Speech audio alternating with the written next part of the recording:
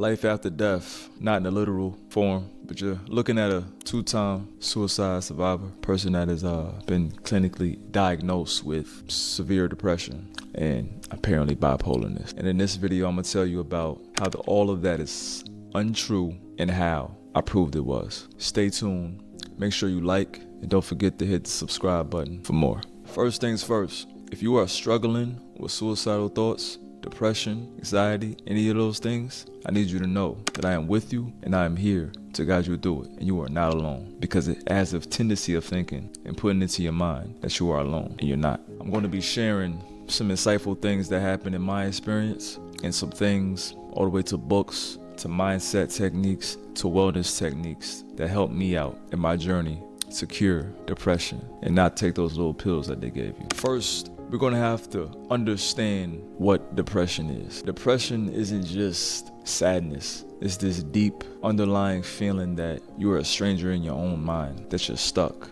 there's no hope and there's no way out but to unalive yourself. But I'm here to tell you that is not you, and that is not what you're worth. What it really stems from is stemming from something that you are not doing, that you know you're supposed to be doing. It's stemming from things like procrastination, low self-confidence. It stems from something in your mind, body, and soul, or one, needs healing. And I'm here to tell you, live in the flesh, I'm here, healing is possible. So let's get to my story. Grew up without a father, single mother, struggling, been homeless, didn't finish high school. Man, you name it. It's crazy, actually.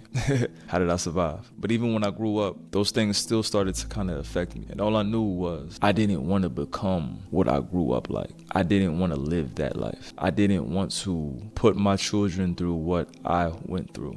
So I grew up a knucklehead, got locked up, hanging with the wrong people, doing mindless things, all the way from 18 to the early 20s. Started to get my stuff together a little bit. It was quite inconsistent, but I always knew I was destined for more, some type of way, even in my lowest points. And I went from job to job to job to job to job. I've been a trash man. I've worked at every warehouse. I've been in fast food. Anything that you can possibly think of. And I just never liked authority. And it's probably because I didn't have much growing up. But that's the spot besides the point. My first time ever in a facility was when I was about 9 or 10 years old. I'll never forget it.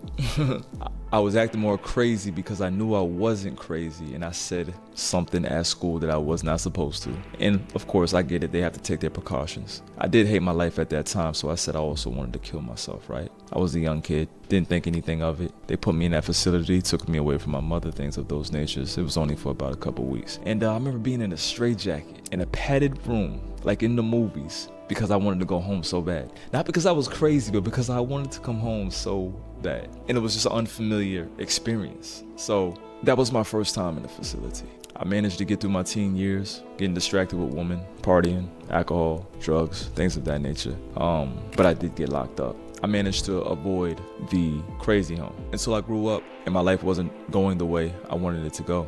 They really convinced me that I was actually depressed, that I was actually diagnosed, that only pills can help me. I went again, I want to say in 2018. I remember I was in Atlanta living with my mom and her husband in a 1-bedroom apartment, and I was living in the den area. I don't know if you guys know what a den is, but it's like a room, small room, almost like a cell that has no door. And that's where I was staying because I was struggling and I went homeless back where I was living for. So I went through that, and I was going crazy, man. You know, I wasn't living the lifestyle that I wanted to live. I knew I was destined for greatness. I knew I was destined for more. And I got very bad one night, and I had an episode to where I just felt like I had no hope once again. And I took a whole bunch of pills, and that was my first actual suicide attempt. They pumped them out of me, and they sent me to the crazy home. Second time.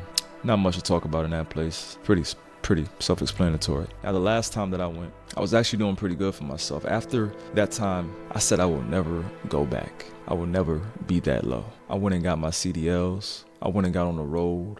I went, gotten active, started making good money, the most money that I ever made at the time, at least. And I started distracting myself with the road, work, getting better. And it actually worked for a while. And I settled down in Houston back in 2019. And I got off the road and became a cement driver locally. This only lasted about 7 months. And at the end of this journey, I did it again. I had an episode. I had a roommate, got myself a junk car for about $1,000. And I made my first big boy purchase, living on my own, living outside of my mother's house. And I got back on my feet and wasn't homeless anymore. Life was starting to get good, starting to make decent money. Nothing crazy, but decent. And it continued on. Everything was good. Everything was great. I was doing my thing. And I had another episode. And I believe this one was actually about a woman. So, yeah, pretty embarrassing to talk about, actually. Oh, man. But hey, we all have a story, man. We all have a story. So that happened. I went again while I was in Houston, and then I moved away from Houston. But let me tell you what changed for me, other than not wanting to go back. It was a book called The Secret. I'm sure you heard of it before. It's a very popular book. What The Secret showed me was that everything in my life that's going on is a choice that I made. Every situation that I'm in, my financial situation, my mental situation, my spiritual situation, and my body situation. It all stems from me and my subconscious mind and what I think about myself and what I have been thinking about for the longest, and probably you have too. And once we reprogram our mind, we can change everything. Stay tuned. Make sure you like and subscribe. It's about to get deep. One of the practices that I used and then got into around that time was mindful meditation. I'm sure you heard of it before, we all have, but have you actually tried it with a purpose and with intention? What I want you to do is find a quiet place, sit in any position, lay down, whatever you want to do. Close your eyes and imagine the life that you want to live. Practice your breathing, close your eyes, and just imagine the life that you want to live.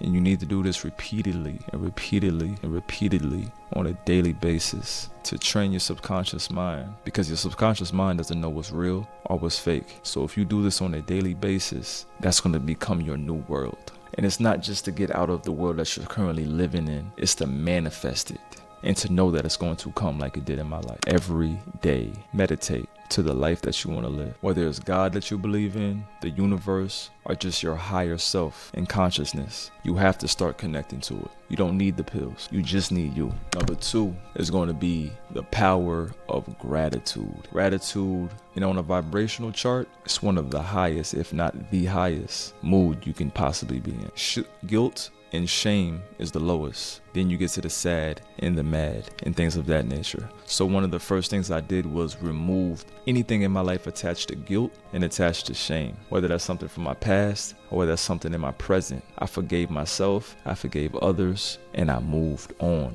And I started being grateful for the smallest of things, which really, when you actually say it, are the biggest. And that would be, I have limbs that actually move and work, and I'm not sitting like a vegetable. I have a brain that actually functions, and I can get out of any situation and use it to my advantage. Because you are the captain of your soul and the master of your fate, and you can get through anything if you learn how to use your mind, which is the most sacred thing we have. Now I have another one. It's a quick life hack. Stay tuned to the end of the video to get that one. It's really gonna blow your mind and you won't expect it, and it's not something you're thinking of right now, I guarantee it. Next step, I found purpose in my pain, and that purpose is helping and coaching others through theirs. See, the best teachers are from experience, okay? You're not going to go to a science teacher to learn math. You're not going to go to a math teacher to learn history. There's specific people that went through specific things, and you have a story to tell them to help them get through whatever you've already been through. See, many people who survived depression and suicide realized after it gave them depth, compassion, and a purpose to help others later on in life. And that can be you. You have a story. It's a reason why you survived. It's a reason why you're still here. That's because you have a purpose and you have not fulfilled it yet. And you have to find out what that is. Number 4, a change in your diet. Diet is everything. When my life started getting better, I started making 6 figures yearly. I started manifesting all the things that I wanted in life. I started my business. Finally got the place with the views that I've always wanted, that I put on my vision board, that I also mentally marinated on during meditation. Back to step 1, I changed my diet. The food in America is not the best. It has a lot of pesticides, it has a lot of chemicals, and it has a lot of things that are not good for the mind and your body in it. Processed foods, fast food, things of that nature. Your stomach is your second mind. So if your stomach is messed up, then your mind is messed up. That's what brain fog, confusion, bad memory, depression, and anxiety comes from. Make a cleaner diet for yourself. Forget about fast food. Forget about processed or frozen foods. Foods that are in cans, foods that are in packages. Try to get organic food as much as possible into your diet. Cook your own food, incorporate vegetables and a lot of fruit, and it will give you mental clarity and it will get rid of a lot of things. Number 4, now this is the last one, but it is my absolute favorite and highly recommended. And that is an active body means an active mind. You might ask, what do I mean by this?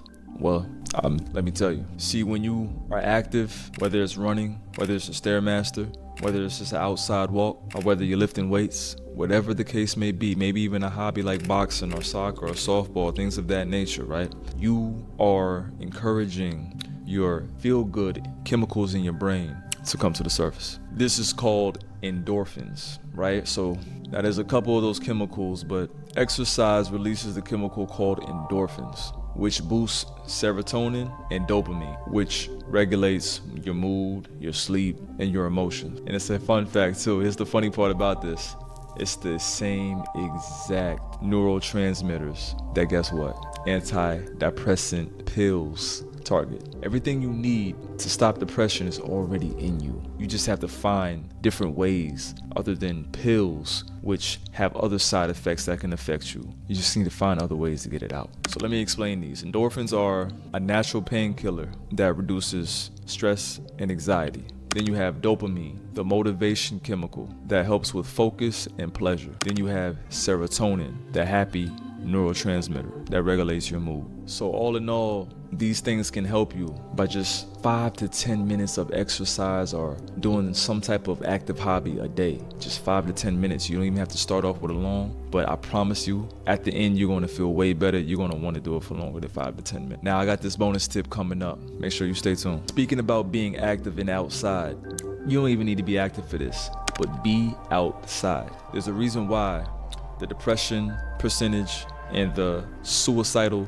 percentage is higher in places that don't have a lot of sunlight. Sunlight provides vitamin D. It helps with your mind, body, and soul. It is a natural antidepressant. Sunlight is another way to get your serotonin going. Now, we just spoke about that on step 4, but this is another natural way to do it. Just 10 to 20 minutes of just sitting and sunbathing. I call it sunbathing outside. You don't even have to be active, but it is better if you are active. Just sunbathe, right? And that right there will boost your serotonin levels to the moon. It also helps with your circadian rhythm. It helps reset your body's internal clock, which controls sleep and wake cycles. It's just the case that when you're depressed, you're lacking sleep, this is going to help out a lot. Now, you probably haven't heard of this, but there's something also in our brain, a chemical in our brain called cortisol. And this is the stress chemical. And sun, vitamin D, reduces that. Less stress, more mental clarity, less anxiety, and fewer mood swings. I'm telling you, that's the tip right there. You probably didn't think you can get it straight from the source.